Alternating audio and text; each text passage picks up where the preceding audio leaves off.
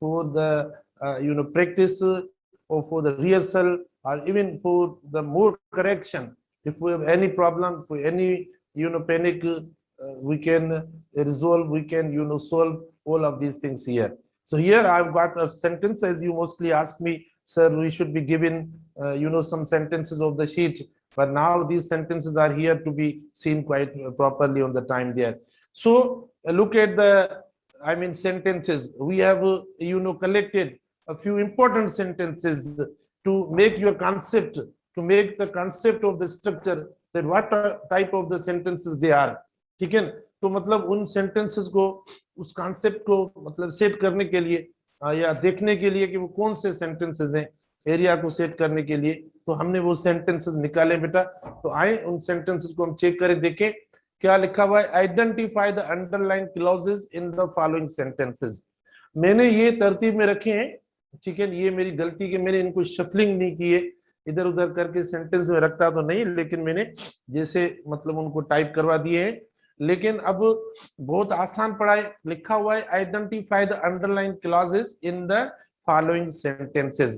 मैंने एक तो आपके लिए सहूलत और इजीनेस ये की है कि आप मतलब वो जो जो जिस जगह क्लॉजेस बन रहे हैं उन मतलब अल्फाजों को मैंने अंडरलाइन कर दिया है। जिस जगह क्लॉजेस बन रहे हैं बेटा, उन अल्फाजों को मैंने अंडरलाइन कर लिया है आपके लिए। एक बात ये की है। और उसके बाद देखो सेकंड जो मैंने किया है वो ये कि यानी जो कंजंक्शंस या जो रिलेटिव वर्ड्स हैं जिनकी हेल्प से ये यानी क्लॉजेस बनते हैं, वो अल्फाज भी मैंने साथ ही जो है वो अंडरलाइन किए, ताकि आपको अंदाजा हो जाए कि मतलब वो कौन सा क्लॉज बन रहा है। तो बेटा देखिए फर्स्ट सेंटेंस में हम आते हैं, that is the house that I would like to stay. That is the house that I would like to stay. देखो the house that I would like to stay, आप देखें यहां से शुरू हो रहा है the house. Okay, the house that. अब द हाउस दैट को देखो मतलब किस तरीके से यानी एक्सप्लेन किया गया है, उसको किस तरीके से डिस्क्राइब किया गया है, उसके बारे में बताया गया है।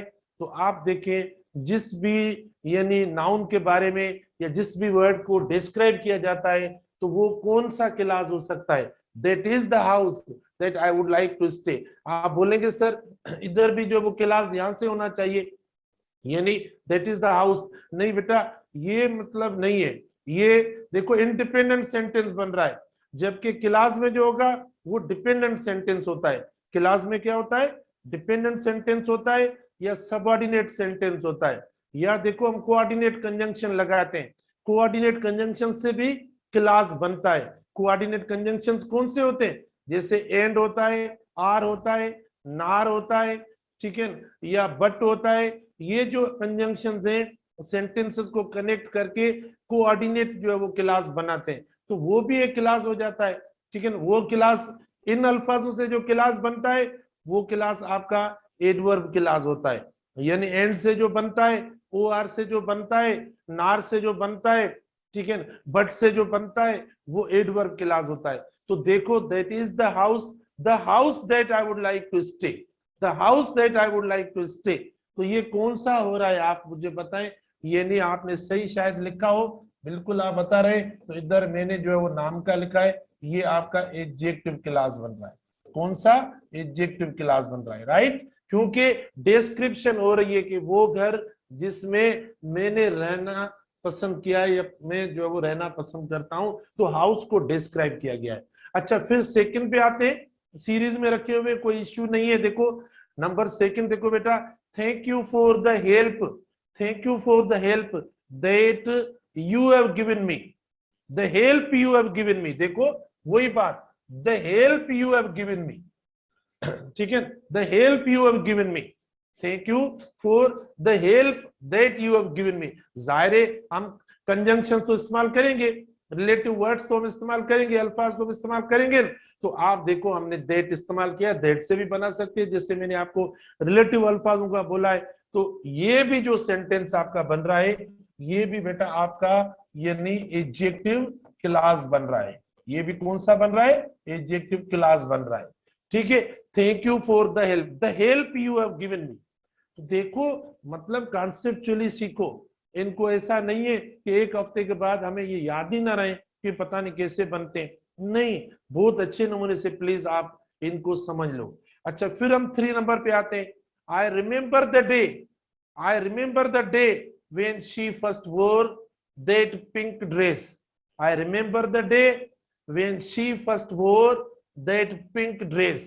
देखो ये भी मतलब क्या लग रहा है बेटा, देखो ये क्या है, द डे, मतलब जो नाउन होता है, अगर नाउन को डिस्क्राइब किया जाए, अगर नाउन के बारे में कुछ मजीद बताया जाए, तो देखो हम मतलब क्या इस्तेमाल करते हैं, अगर नाउन के बारे में कुछ ज्यादा एक्सप्लेनेशन या डिस्क्रिप्शन दी जाए, तो वही क्लास जो ऊपर देखो, हाउस, हेल्प और द डे, ये तीनों हमारे नाउन्स हो गए। तीनों में आप देखें सिमिलरिटी और रिजेम्बलेंस कौन सी है, सिमिलरिटी और रिजेम्बलेंस ये कि तीनों के बारे में डिस्क्राइब किया जा रहा है, तीनों के बारे में मजीद बताया जा रहा है, ए पॉजिटिव की तरह, ए पॉजिटिव जो हमने पढ़ा था उसकी तरह इनको एक्सप्लेन किया जा रहा है, इसीलिए ये आपका नाउन हुआ। ठीक है, क्या हुआ, ये देखो आपका नाउन हुआ, ये इधर आपका नाउन हुआ, ये इधर देखो आपका नाउन हुआ। ठीक है, इनको देखे एक्सप्लेन करके बताया जा रहा है कि the day when she, the day when she first wore that pink dress. बेटा देखो ऐसा नहीं है, अब इधर थोड़ा ये भी डिफरेंस जान लो कि हमें सिर्फ ये होता है कि व्हेन और वेयर किस जगह लगते, एडवर्ब क्लास में नहीं लगते हैं, सिर्फ हमें मतलब ये थोड़ा फील होता है, इधर समझो कुछ स्टूडेंट्स अभी भी थोड़ा ये फील करते हैं, कुछ मतलब 2-3 स्टूडेंट, ज्यादा नहीं, वो समझते हैं कि वेन टाइम को शो करता है और वेयर टाइम को शो कर, प्लेस को शो करता है, इसीलिए ये दो स्ट्रक्चर या दो अल्फाज सिर्फ एडवर्ब क्लास में इस्तेमाल होते हैं। ऐसा नहीं है, जुमले की स्ट्रक्चर को देखकर आइडेंटिफाई करें, जुमले की कॉन्टेक्स्ट या अल्फाजों की सिचुएशन को देखकर फिर नाम दे। अभी ये देखो वेन इस्तेमाल हुआ है, लेकिन फिर भी देखो ये एडवर्ब क्लास नहीं हो रहा, ये एडजेक्टिव क्लास हो रहा है, क्योंकि यहाँ जो डिस्क्रिप्शन हो रही है, यहाँ जो वर्ड लिखा हुआ है, वो वर्ड कोई टाइम वाला या एक्शन वर्ब नहीं लिखा हुआ, क्योंकि आप देखो एडवर्ब जो लगता है वो एक्शन वर्ब होता है। ठीक है, लेकिन वर्ब के अंदर भी थोड़ा क्राइटेरिया है, वर्ब्स के अंदर भी थोड़ी देखो प्रॉपर्टीज, और कल जो मैंने नेचर ऑफ वर्ब्स आपको बताई थी, तो अगर ऐसी नेचर ऑफ वर्ब्स आती है तो नाउन भी हो सकता है, कुछ और भी हो सकता है, तो हमें मतलब वर्ब्स को भी देखकर फिर ये देखना पड़ेगा, बोलना पड़ेगा कि ये कौन सा है। तो आप देखें द डे, ये नाउन है हमारा, उसको डिस्क्राइब कर रहा है। ठीक है, the day when she first wore that pink dress, when she, तो उस डे को देखो मतलब एक्सप्लेन कर रहा है, डिस्क्राइब कर रहा है, और डे को किससे, किस वर्ड से डे को डिस्क्राइब कर रहा है बेटा, डे को वेन से डिस्क्राइब, जाहिर डे क्या टाइम है, तो टाइम के लिए मतलब डिस्क्रिप्शन कौन सी देंगे हम, वेन की देंगे, जाहिर टाइम के लिए वर्ड वेन इस्तेमाल करेंगे, लेकिन वेन एडवर्ब नहीं है, क्योंकि जो वर्ड जिससे लगा हुआ है वो नाउन है। इसीलिए आप देखो ये जो आपका क्लास होगा बेटा, I remember the day when she first wore that pink dress, ये आपका एडजेक्टिव क्लास होगा। कौन सा क्लास होगा, ये आपका एडजेक्टिव, क्योंकि डिस्क्रिप्शन दी हुई है, किसकी डिस्क्रिप्शन दी हुई है, नाउन की डिस्क्रिप्शन दी हुई है। नाउन कौन सा है, नाउन द डे है, कौन सी डिस्क्रिप्शन है, जो कि आपको देखो अलग करके अंडरलाइन डिफरेंट कलर के अंदर मैंने आप बता दिए, सिंप्लीफाई किया, बहुत सिंप्लीफाई किया है, ताकि आपको मतलब कोई इशू ना हो। हम आते हैं नंबर 4 सेंटेंस पे, किस सेंटेंस पे, 4 नंबर सेंटेंस पे। George said that he was pleased to welcome our Italian friends. बेटा देखो, George said that he was pleased to welcome our Italian friends, बताएंगे कौन सा क्लॉज है ये, George said that he was pleased to welcome our Italian friends।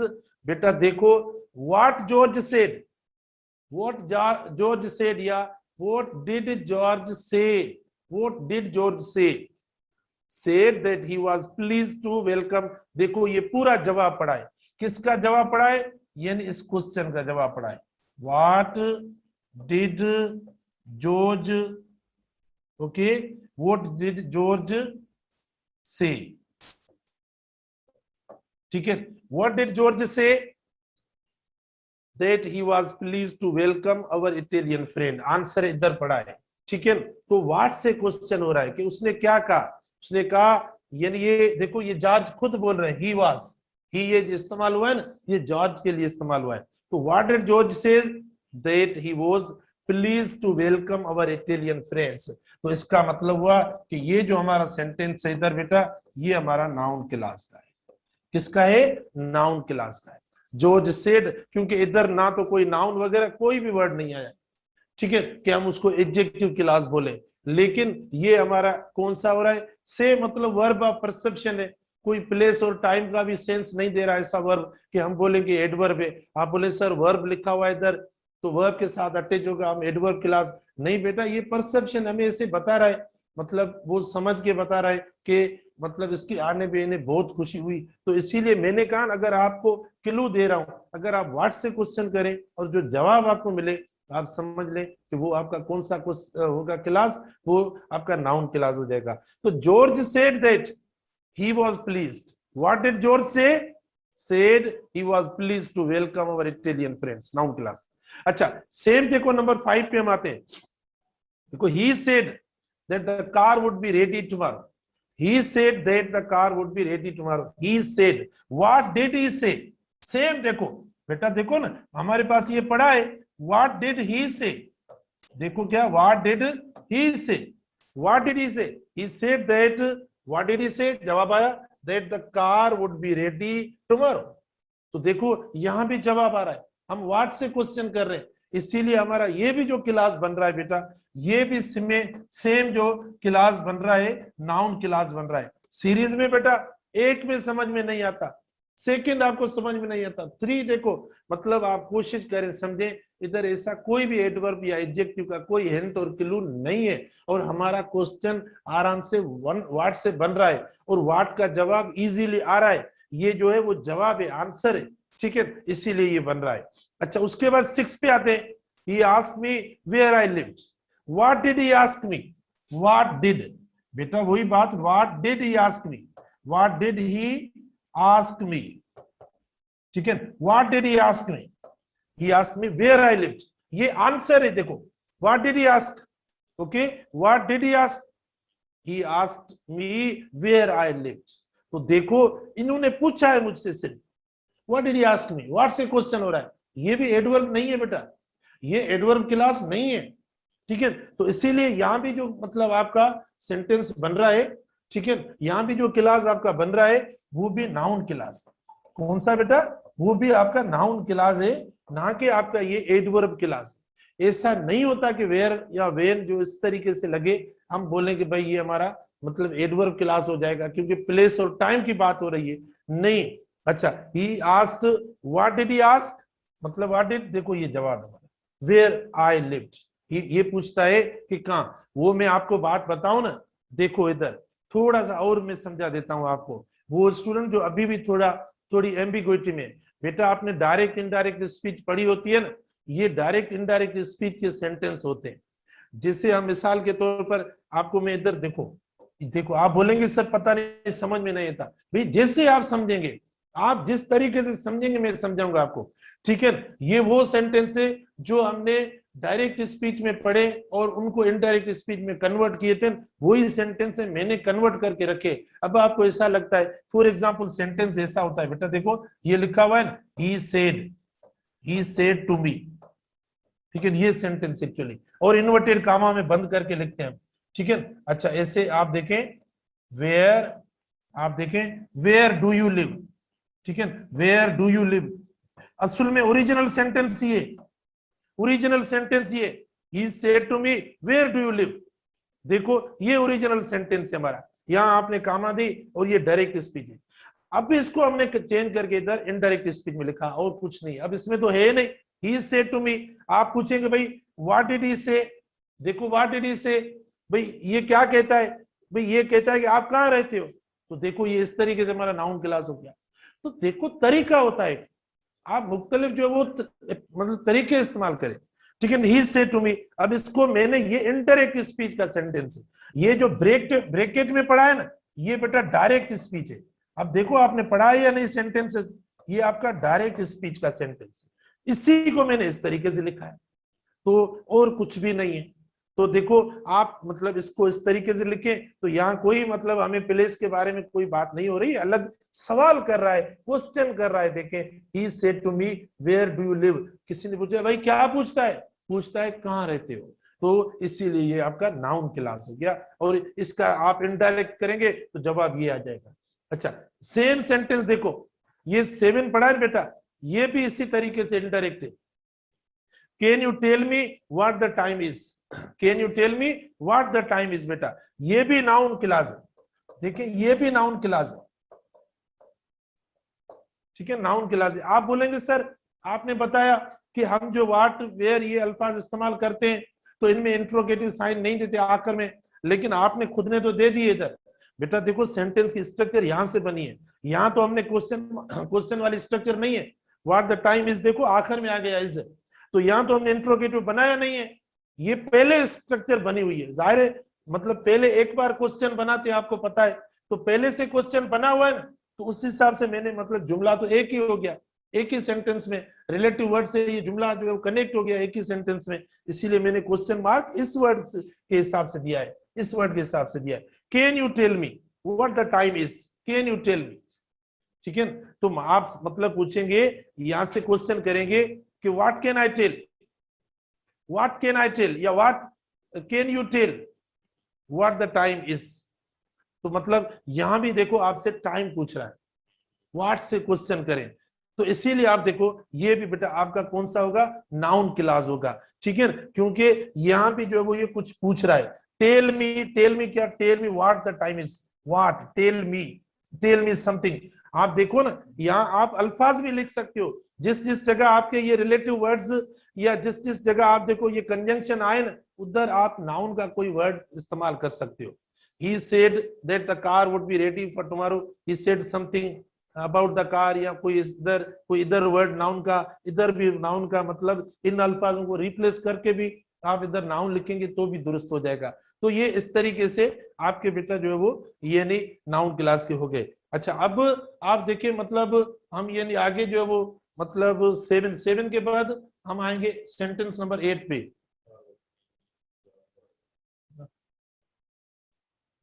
ठीक है बेटा 7 और उसके बाद 8।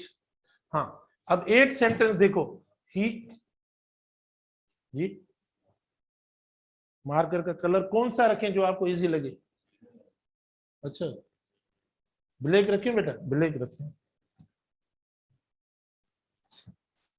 ब्लैक रखते हैं, सॉरी ब्लैक रखते हैं, ब्लैक ठीक। अच्छा, he only laughed at what we said, he only laughed at what we said। तो बेटा देखें he only laughed at, अब मैं आपको एक दूसरी बात बताऊं, इधर एक और हिंट देखो, क्लू। बेटा प्रीपोजिशन हम किसके साथ इस्तेमाल करते हैं, नाउन के साथ इस्तेमाल करते हैं या प्रोनाउन के साथ इस्तेमाल करते हैं। तो जिस जगह आपको प्रीपोजिशन नजर आ रहा हो समझ ले वो भी आपका नाउन क्लास हो जाएगा। आप देखें ये प्रीपोजिशन, ये प्रीपोजिशन, ये प्रीपोजिशन, देखो ये आराम से हो गए आपके दो, तो आराम से हो गए। देखो बेटा प्रीपोजिशन जो इस्तेमाल करते हैं ना वो हम नाउन या प्रोनाउन के साथ इस्तेमाल करते हैं। ज़हन में रख लो प्रीपोजिशन वाले अल्फाज नाउन क्लास में हो जाएंगे। जैसे मिसाल के तौर पर students are laughing at the teacher, अब टीचर क्या हुआ, नाउन हो गया, ठीक है। तो इसका मतलब ये कि यहाँ जो वर्ड लिखा हुआ है ये इधर नाउन है, ठीक है। He only laughed at what we said, at what, at देखो, at teaching, at gossip, at songs, ठीक है। He laughed at songs, he laughed at stories. अब स्टोरीज, म्यूजिक, सॉन्ग्स में जो लिख रहा हूं ये अल्फाज पार्ट ऑफ स्पीच में क्या है, ये नाउन है। और हमें तो जाहिर है कुछ अल्फाज ज्यादा करके लिखे, क्लास बनाया इसीलिए। तो बेटा देखें he only laughed at what we said, तो ये भी आपका नाउन क्लास हुआ। रीजन क्या है, रीजन एक तो ये कि आप व्हाट से क्वेश्चन करें, नंबर सेकंड देखो प्रीपोजिशन इस्तेमाल हो रहा है, प्रीपोजिशन का ताल्लुक किससे होता है, नाउन से होता है या प्रोनाउन से होता है। तो प्रोनाउन क्लास तो है नहीं, नाउन क्लास है, इसीलिए ये नाउन क्लास हो जाएगा। ये वाली स्ट्रक्चर जो है आपका ये भी नाउन क्लास, आसान से आप पिकअप कर सकते हैं। देखो मैंने आपको कल कई मतलब और बातें बताई, कुछ ऐसे वर्ब्स हैं जिनके साथ आप इस्तेमाल करेंगे तो वो भी आपका नाउन क्लास हो जाएगा। अब प्रीपोजिशन होगा तो भी नाउन क्लास हो जाएगा, और व्हाट से क्वेश्चन करेंगे तो भी नाउन क्लास हो जाएगा। तो ये मतलब कुछ ऐसी जो है वो ऐसे टेक्टिक्स या टिप्स हैं जिनकी हेल्प से आप कर सकते हो। ठीक है, तो ये बेटा आपका देखो नाउन क्लास हो गया। अच्छा, उसके बाद देखो ये सेम मतलब देखो, they will be very thankful for what ever you can give them, they will be very thankful. ठीक है, तो आप देखें वो फोर लिखा हुआ है, फोर मतलब प्रीपोजिशन है, ये समझ में आना चाहिए आपको, इसीलिए आपका देखो नाउन क्लास हो रहा है। अच्छा, तो हम इस तरीके से भी ये नाउन क्लास बना सकते हैं। अच्छा, उसके बाद 10 में देखें, सीम्स और अपीयर्स, सीम्स और अपीयर्स कौन से वर्ब है? ये वर्ब्स ऑफ सेंस है, ये वर्ब्स ऑफ सेंस मतलब सेंस या परसेप्शन वाले वर्ब्स हैं, जो कि हमने एडजेक्टिव में पढ़े बेटा। कहां पढ़े? वर्ब्स ऑफ सेंस हमने पढ़े, कहां? एडजेक्टिव में हमने पढ़े। जब मैंने एडजेक्टिव पढ़ाया था तब मैंने आपको बताया था, पढ़ाया था। तो देखो एडजेक्टिव वाले वर्ब्स के साथ भी जो रिलेटिव क्लास ऐड होता है वो कौन सा क्लास हो जाएगा? वो एडवर्ब क्लास होगा, वो एडजेक्टिव होगा, या नाउन क्लास होगा? बेटा वो भी नाउन क्लास हो जाएगा, क्योंकि एडवर्ब इस्तेमाल आप इस्तेमाल करेंगे, ही सीम्स कॉन्फिडेंटली, ही सीम्स स्वीटली आप इस्तेमाल करेंगे, या ही सीम्स स्मार्टली इस्तेमाल करेंगे, हम पढ़ के आए ना। मतलब यहाँ इस तरीके से देखो, मतलब एलिमिनेशन जो होती है ना ऑप्शंस की, वो इस तरीके से होती है। तो it seems appears that he has what, seems what appears, या व्हाट डज इट अपीयर या सीम, देखो इस तरीके से। दैट क्या लगता है कि he has never been paid the money, okay, that he has never been paid the money. तो आपका ये भी कौन सा हो रहा है? ये भी आपका नाउन क्लास हो रहा है।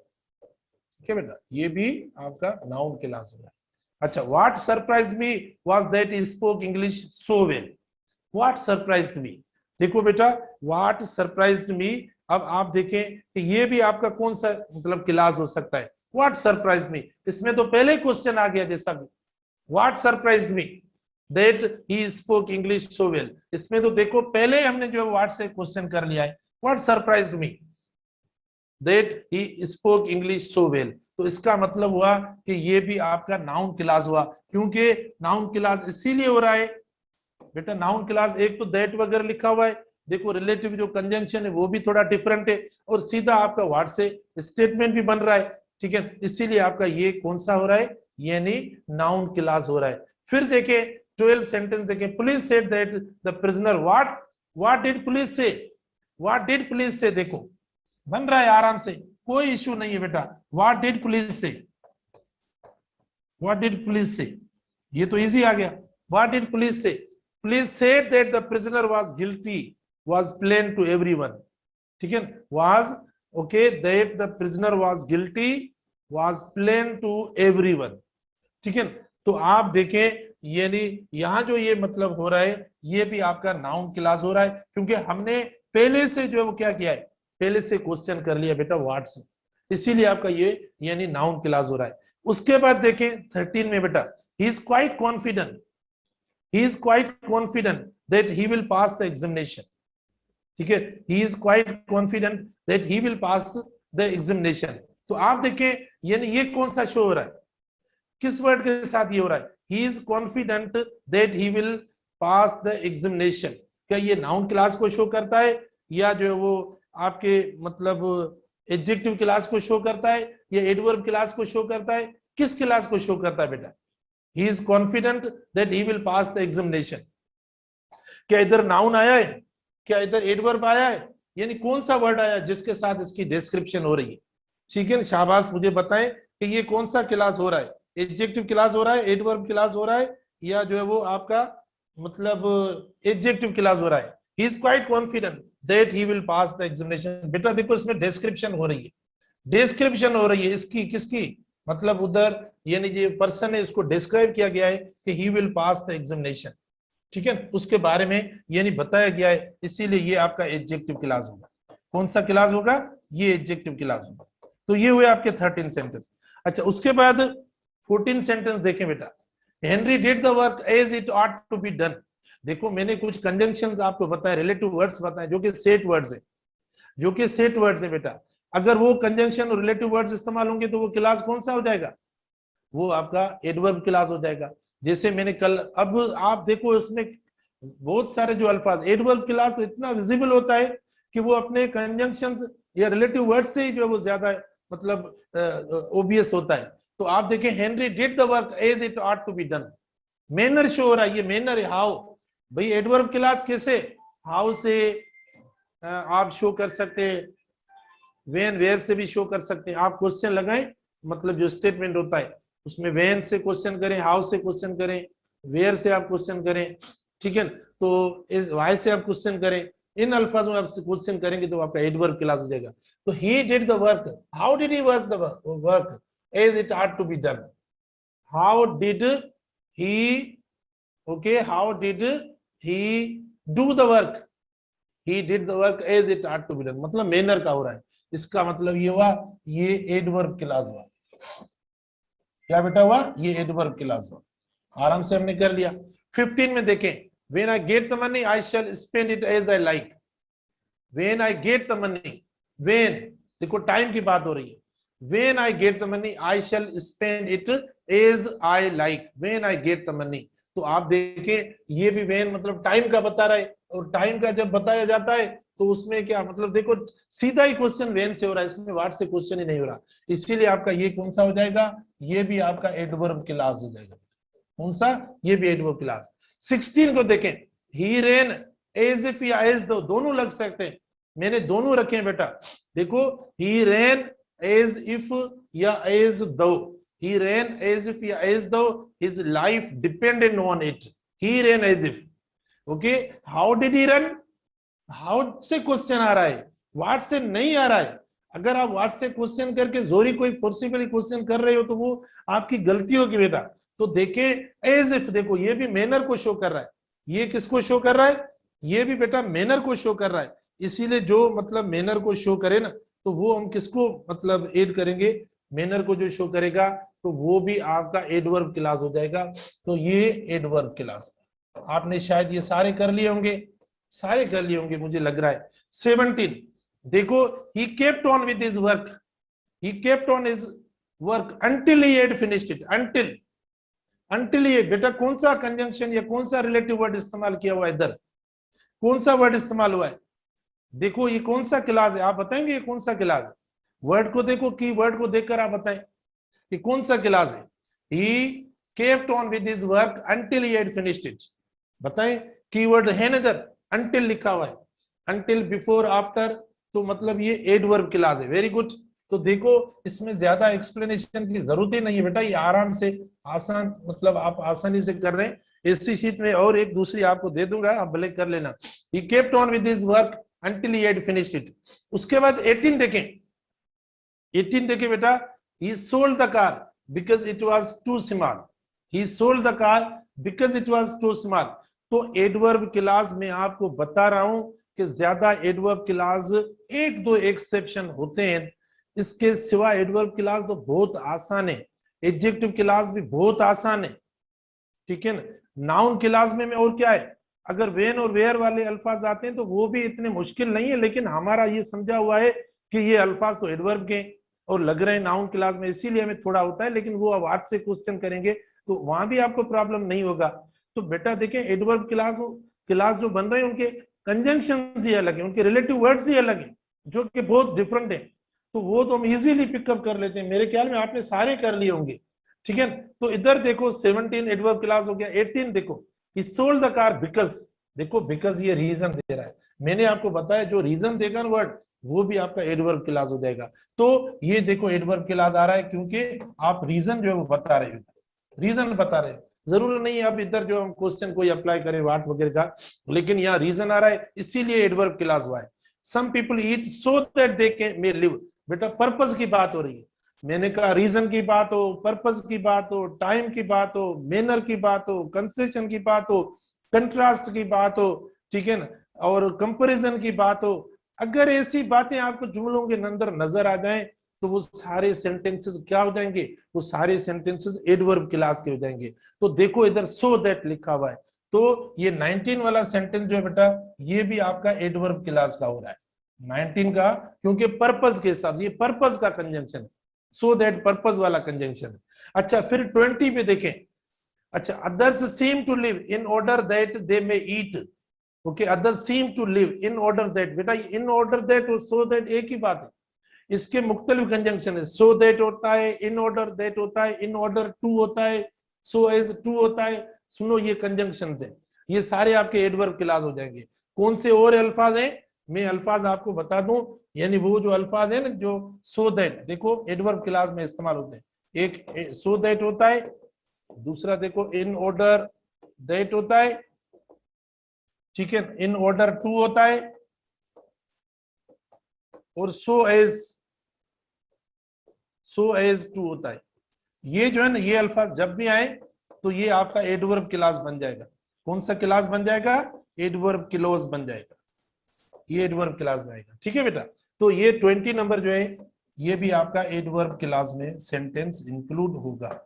ठीक है ना, क्योंकि कंजंक्शन को देखकर बस एक एक वर्ड को देखें, एक एक वर्ड को, एडवर्ब क्लास में तो सिर्फ एक वर्ड को देखें, भले आपको जुमले का मतलब नहीं आ रहा तो भी खैर है। अच्छा उसके बाद बेटा देखिए 21 ने 21 में देखे, I hit the book lest the sorry lest he should see it. Lest ये कंजंक्शन, लेस्ट ये कंजंक्शन है बेटा, ये भी एडवर्ब में लगता है। ठीक है, I hit the book lest he should see it. ठीक है, मतलब बुक को छुपा दिया जब तक मतलब ये खुद ना देख ले, खुद ना देख ले। तो आप देखें ये लेस्ट कंजंक्शन है, इसीलिए ये कंजंक्शन भी देखो ना एडजेक्टिव क्लास में इस्तेमाल होता है और ना नाउन क्लास में इस्तेमाल होता है, इसीलिए ये भी जो बेटा क्या कहलाएगा, एडवर्ब क्लास कहलाएगा। इसको भी हम एडवर्ब क्लास कहते हैं। He sorry I hit the book lest he should see it, ये भी आपका एडवर्ब क्लास है, और ये कंडीशनल की तरह इस्तेमाल होने वाला आपका क्लास या कंजंक्शन है। उसके बाद 22 है, sorry, he did well in his examination even if he didn't get a prize। ठीक है बेटा, देखो he did well in his examination even if he didn't get a prize, even if, ठीक है, मतलब उसे ये मिला भी नहीं। अब इवन इफ देखो ये भी मतलब कंडीशनल है, तो इसीलिए ये भी जो इस्तेमाल होता है क्लास में वो आपका यानी एडवर्ब क्लास है बेटा। He did well in his examination even if, तो आप देखें कॉमन कितना निकल रहा है टॉप से बॉटम, ये सिर्फ कंजंक्शन जो है ना ये एडवर्ब बना रहे हैं। ठीक है, ठीक है ना, आप देखो ये कंजंक्शन जो है वो एडवर्ब बना रहे हैं। इधर देखो ये I shall spend it as I like what money, तो इस कंजंक्शन की वजह से एडवर्ब हुआ है। इस कंजंक्शन एक एक वर्ड जरूरत ही नहीं है, आप देखो जरूरत नहीं है बेटा आपको पूरा जुमला पढ़ने की, आंखें बंद करके भी आप एडवर्ब क्लास जो पॉइंट आउट कर सकते हो। देखो ये कंजंक्शन आ रहे हैं, ये जब भी आएंगे आप देखो ये किसको शो कर रहे हैं, ये एडवर्ब क्लास को शो कर रहे हैं। अच्छा फिर हम आते हैं 23 पे, I know that you must be tired after your long journey. ठीक है, I know that you must be tired after your long journey. What do I know, what do I know, I know ये perception वाला verb है, perceive करता है, देखता है। तो hey I know that you must be tired after your long journey. ठीक है, I know that you must be tired after your long journey. तो देखो ये क्वेश्चन आप व्हाट से करेंगे बेटा, इसीलिए आपका ये जो होगा ये नाउन क्लास होगा, ये एडवर्ब नहीं होगा। ऐसा नहीं है कि आप बोलेंगे सर अब सबसे वहां से लेकर, देखो आई know that you must be tired after your long journey. What do I know? I know that you must be tired. तो आप यहां से क्वेश्चन कर लें। फिर देखो 24 पे, I shall do the exercise as I have been taught. As I have been taught. Comparison है बेटा, जब दो की कंपैरिजन होती है आप कंपेयर करते हो, देखो कंपैरिजन वाला मैंने दे दिया। तो मैंने अभी आपको बताया कंपैरिजन किस क्लास में होती है बेटा, कंपैरिजन वाले अल्फाज हम किस क्लास में इस्तेमाल करते हैं, नाउन क्लास में, एडजेक्टिव क्लास में, या एडवर्ब क्लास में, किस क्लास में रखते हैं, I shall do the exercise as I have been told. तो बेटा देखो ये आपका एडवर्ब क्लास हो जाएगा। कौन सा क्लास हो जाएगा, ये एडवर्ब, क्योंकि कंपैरिजन हम जो एडवर्ब क्लास में रखते हैं। यहाँ जो आपका कंजंक्शन दिया हुआ है ना वो एज वाला दिया हुआ है, ये कंपैरिजन शो करता है। एज हम कंपेयर करते हैं, as I have done, as you have said, मतलब दो सेंटेंस मिलाकर, एक से नहीं। जाहिर है कंपैरिजन तब होगी जब दो होंगे। तो ये देखो एक I shall do the exercise as I have been told. 25 देखें, the book which you lent me was interesting. ठीक है बेटा, देखें the book which you lent me was interesting. ठीक है, the book which you lent me was interesting. बेटा देखें ये विच किसको एक्सप्लेन कर रहा है, ये विच किसके बारे में इस्तेमाल हो रहा है, देखो ये इस नाउन के बारे में। तो नाउन को देखो एडजेक्टिव क्लास कितना आसान है बेटा, वो वर्ड जो नाउन के बारे में हमें बताए, नाउन की डिस्क्रिप्शन दे, तो वो एडजेक्टिव हो गया। जो वर्ड से क्वेश्चन हो वो नाउन हो गया। और इसके अलावा अगर मैनर के बारे में क्वेश्चन हो, टाइम के बारे में क्वेश्चन हो, प्लेस के बारे में क्वेश्चन हो, रीजन के बारे में क्वेश्चन हो, पर्पस के बारे में क्वेश्चन हो, कंपैरिजन के बारे में कोई चीज हो रही हो, मैंने जो अभी बताई, तो वो एडवर्ब क्लास हो जाएंगे। तो आपका ये क्या हो जाएगा, ये आपका बेटा एडजेक्टिव क्लास हो जाएगा। कौन सा क्लास, ये आपका एडजेक्टिव क्लास हो जाएगा।